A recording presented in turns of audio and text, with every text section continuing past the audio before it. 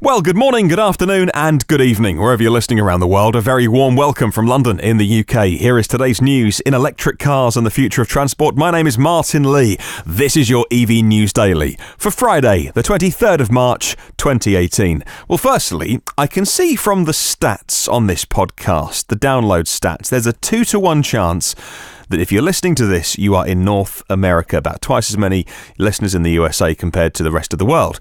Second, by the way, Europe, UK, third is Europe, if you wondered who else is listening to this. So a note for any countries listening today, right-hand drive countries for Model 3 reservation holders. Elon Musk was tweeted at 10:22 a.m. on Thursday, 22nd of March in the morning, and he replied. Tom on Twitter said, "What I really want to know is some info on the roadmap for Model 3 in the UK. How long do I have to wait and watch and cry at amazing YouTube reviews?" Well, Elon saw it from all the thousands of mentions he gets on Twitter each day, and he replied with this: "Probably mid next year before we're able to make right-hand drive. Wish it could be sooner. Maybe try a Model S, used or new in the meantime. Used is better than a new 3 IMO, in my opinion, unless you want a smaller car." And that was the end of Elon's tweet. And that's the point, Elon. You've been to the UK. You know everything is smaller here. From hotel rooms to parking spaces. Americans come to Europe and they come to London and they get a hotel room and then they go, where's the rest of it? Everything is just smaller here. And a Model S, when you see Model S's on the roads in London, they look big. Right, we just don't have big SUVs and big trucks like that in the UK. I agree, though. I have been looking at the approved used Tesla website for a while now, coincidentally. And £50,000 buys you a great car with warranty, which I would recommend you get from Tesla. Not saying they go wrong, but when you want something that rattles fixed, you want the Tesla warranty, and you can get it direct from Tesla here in the UK. My monthly train ticket, by the way, from here by the beach where I live up into London, into the capital where I work, is £800 per month. That's what I spend on a train every month, £800. The same price, by the way, exactly the same price, is what Tesla are offering on finance for a used Model S, couple of years old, not many miles, maybe even Autopilot 1 if that's your thing, if you'd rather that. I can't tell you, as I sit on a crowded train every single day, how much I'd rather be sitting inside a used Model S instead. Right, moving on with the news then, and everyone's talking about the Tesla semi-truck, but Daimler Trucks handed over the first all-electric trucks to customers this week in the UK. They are smaller than the Tesla Semi. They're only 7.5 tonnes, 100 kilometres range, which isn't a lot, by the way, for urban last-mile use, they call it. Trucks destined for Europe and the USA are all made, actually, in Portugal. This model already being used since last September in New York, Japan and Germany. Well, the American EVSE maker ClipperCreek just launched a brand new 64-amp EV charger for $969, the cheapest 64-amp system around that I've ever seen. It can deliver 15.4 kilowatts of power to your EV. If you want to charge your EV at home with this, it's a great price, but you will probably need to beef up your home power installation, maybe a new fuse box, get an electrician around to sort that out because you want to charge at the full rate, but it's a 64-amp circuit. Well, they say that they're launching this level 2 charger because more EVs are coming on the market, which can charge at faster speeds, and they want you to future-proof your installation. Next, and the 4th generation Seat Leon's going to go into production next year in 2019, confirmed to be a plug-in hybrid version as well, which could mean there's hybrid tech in other models, like the very rapid and very hot hatch Cupra variant, and actually, rather than being badged Seat, those fast hatches could be badged Cupra under their own name rather than being a sub-brand, if you like. Chances are that they might do what their owner VW did with the Golf GTE, the Passat GTE, and make it that kind of hybrid to make it quicker. On sale in 2020. Also in 2020 will be Seat's first full battery electric vehicle. It'll be built on VW's MEB platform, which is 311 miles range. So basically, the VW ID which you've seen probably by now, but in SEAT form, kind of golf-sized. Only 15% of SEAT sales are outside Europe, so if you're listening to this in a bit in the dark as to who they are, well, they're VW, they're Spanish, though, they're Spanish arm of VW, slightly less premium and slightly cheaper than their owners. Well, moving on, and here in the UK, the Huffington Post has reviewed the new Nissan Leaf. YouTube videos and reviews of the new Leaf are now quite common, but let's see what a mainstream, non-EV focused publication has to say, if that makes sense. This is the kind of article that somebody would read who's never been into EVs before, and it's the impression they get. Well, highlights include this, and I quote, Nissan Leaf now has a range of 235 miles, charges from 0 to 80% in 40 minutes, and can drive itself in a slow-moving city, end quote. Well, I'll just stop them there. 235 miles, you'll be lucky. Self-driving, I think Nissan would like you to call it driving assist, please. They don't like the idea of people thinking that the Nissan drives itself. And as for rapid charging, well, Nissan PR are doing a sterling job right now of addressing complaints on social media from people whose Leaf is getting very grumpy on some rapid chargers. And by that, I mean going very slowly. Well, let's continue. And I quote, the interior looks and feels about as futuristic as Windows 95, which is a real shame. Considering the industry's desire to actively move people over to electric cars, it feels like a missed opportunity, end quote. Well, that's interesting because every review of every other EV that I've ever read, even if it has slightly different styling, is really critical of it. Look at every single review of the i3 from BMW. And at some point, they comment on the unconventional looks and the amount of times that people have called the original Nissan Leaf the ugly duckling. I don't know. All right, onwards. And it says this, there's half a digital screen behind the wheel which offers a glimmer of technological hope, but is actually quite confusing to navigate. And the screen is in the centre console is not great. Car manufacturers who won't use high-res touchscreen displays for their cars are frustrating. It's not technically difficult, yet so many skimp on the display. The result is something that's low-res and very slow to respond, end quote. Yeah, I would agree with that point. Up to this point, the article I've not been on board with, but yeah, look at the display of a cheap £200 tablet that you can buy on eBay from China, and it has a great display, and yet you spend 20, 30, 40,000 pounds on a car, or euros or dollars, and the displays are really naff. Why is that? Why can't car makers just put effectively a tablet on the dashboard like Tesla do? And finally, they say this, and I quote, the e-pedal turns the accelerator into a brake when you pull your foot back.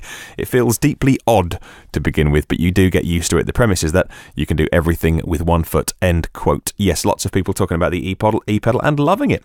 Well, our next story is about 20 Chevrolet Bolt EVs heading to Texas for the Maven Surface.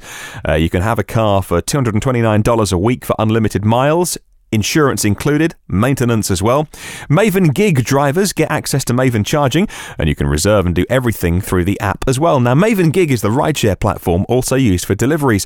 They say Maven now offers its first all-electric fleet of cars for use in the gig economy, making it easier for Austinites who want to get the most out of their side hustle.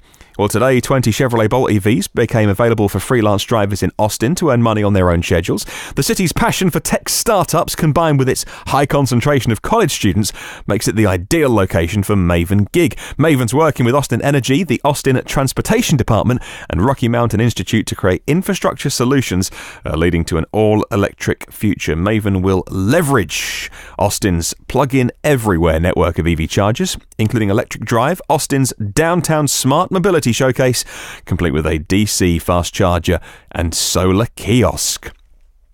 Well, on then, and the next story is all about zero emission miles, and it's connected to the story that we've just talked about, funnily enough. And this is more about how EVs will be part of our life in the future. For those of you not familiar with Tony Seba from Rethink X, depending on which Twitter comment you read, he is a little bit love him or hate him, from what I can gather on Twitter. Some people will either call him a visionary who is more accurate about the future transport than anyone else on the planet, or people call him a salesman who relies on the oxygen of publicity created by making wild claims to be noticed.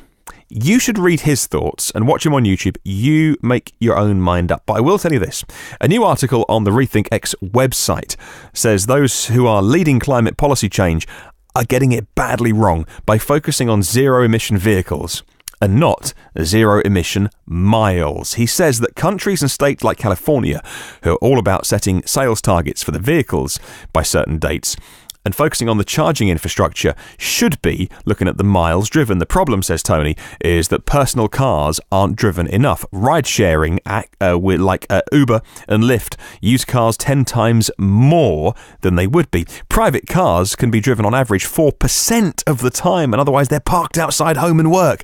He says those who build the models, which policymakers then use to base all of their policy on, looking at private ownership, the way that we use ICE cars. Take an ICE car and turn it into a battery car, and then they're happy. It's aided in places like America with tax rebates, and here in Europe with direct subsidies. And he says that's all wrong. His philosophy is transport as a service. If you've seen it written down in TAAS, where EVs, autonomous vehicles, and on-demand transport all kind of come together. His theory is that if level 4 autonomous electric vehicles get licensed soon, say by 2020, then within 10 years, by 2030, 95% of all miles driven would be by them. Now, my take is that we shouldn't abandon the focus on EVs. I think we should combine both approaches. I think the best way to decarbonise big cities is exactly what he's talking about, those population-dense areas. I work in the capital of the UK, in London, during the day, and I used to live there as well. And I owned a car, and I owned a motorhome as well. I had both parked on the street. It's a stupid thing to do when you live in London. Don't laugh at me. Look, it makes total sense. If you can have fewer cars on the road driving more miles each, it eases congestion, it's safer, it's quicker, it's cheaper. All those EVs can drive themselves back to base station, whatever that is, during quiet times. They can feed power back into the grid when we're cooking our dinner to level the grid demand out. But I also live outside London now, in a small town, and I come from a very small country village.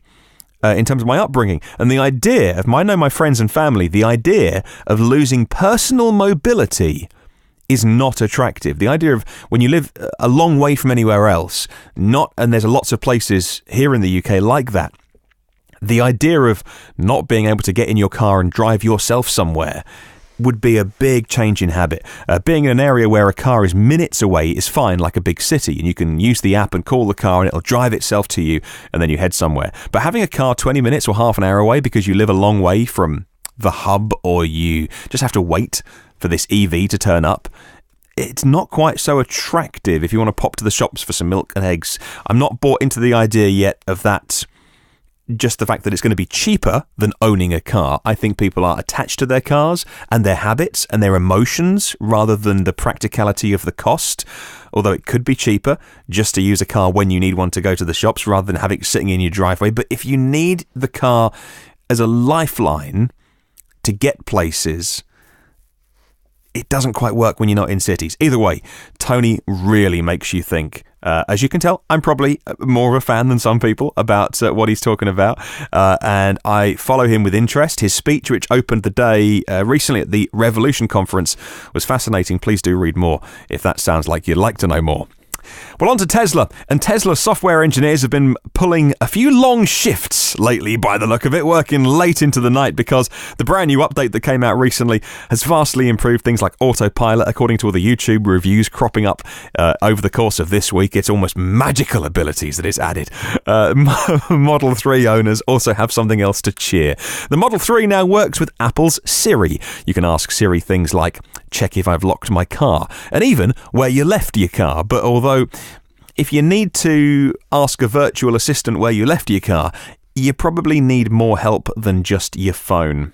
Finally, Volvo. I told you recently on a podcast about Volvo and in turn their parent company Geely, they've called time on investing in R&D in new combustion engines. That means, given the life cycle of an engine, the new ones they're launching now will be the last ones they have because there's nothing in the pipeline, and they'll last about 7 or 8 years. The new crop of Volvo engines are the last ones that we will see, and for the first time, they are 3-cylinder engines in the lineup for their electrified Volvo XC40. With the Drive E powertrain making up 10% of sales, Volvo say the new 3-cylinder powertrain's been deliberately designed to integrate plug-in hybrid cars. The hybridized, a hybridized, as well as a pure electric drivetrain option for the XC40 is coming. Great news. Gorgeous little car. Well, I'd love to spread the word about electric cars, and if you can help me do that, please do share this podcast with at least one person who might be interested. You can listen to every previous episode of the podcast on iTunes, Google Play, Spotify, YouTube, TuneIn, and the WordPress blog at evnewsdaily.com. Subscribe, which means you get it for free, you get it first, you get it instantly, and we publish it every day for free. And it would mean a lot if you could just take a couple of seconds to rate and review. If you're on Twitter, so am I, at EVNewsDaily. Have a wonderful day, and I'll catch you tomorrow for Saturday's update.